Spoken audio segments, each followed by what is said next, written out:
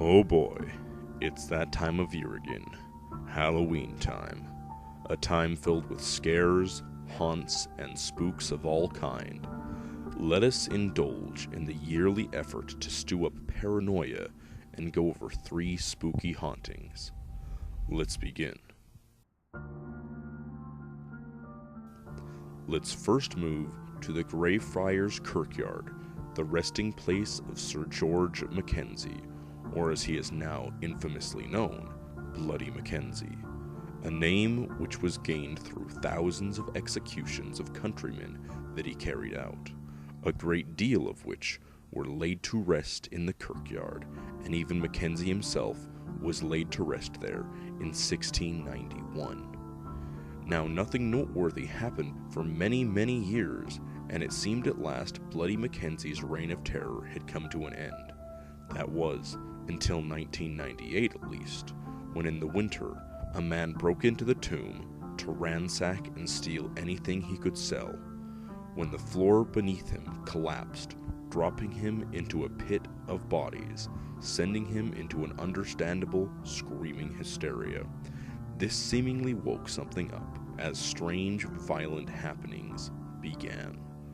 Reports of unexplainable fires breaking out, people losing consciousness, burns and bruises with no explanation, all documented in connection to the kirkyard, earning its place as one of the most allegedly haunted places in the world. But let's move on. Moving on, let's look to the life of Robert Eugene Otto and a birthday gift from his grandfather.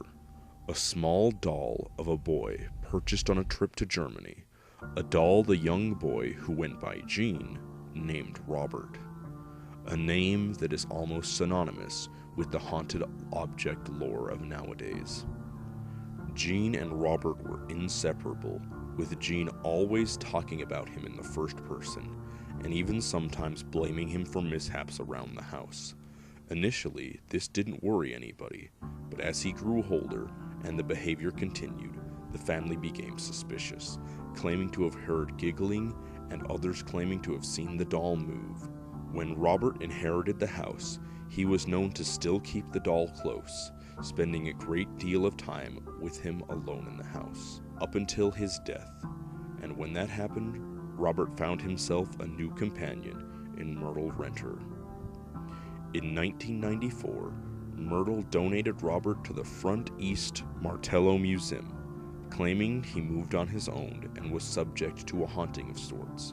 Myrtle herself died soon after, but Robert lives on, with many visitors in the museum believing he is haunted.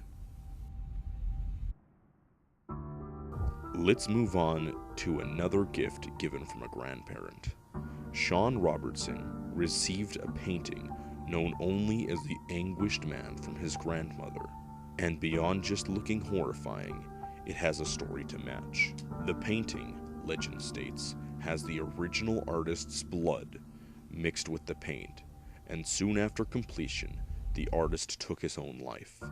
Sean has claimed for years that the painting has a negative energy and possibly is cursed in some sort of ritual which would explain the use of blood in its creation.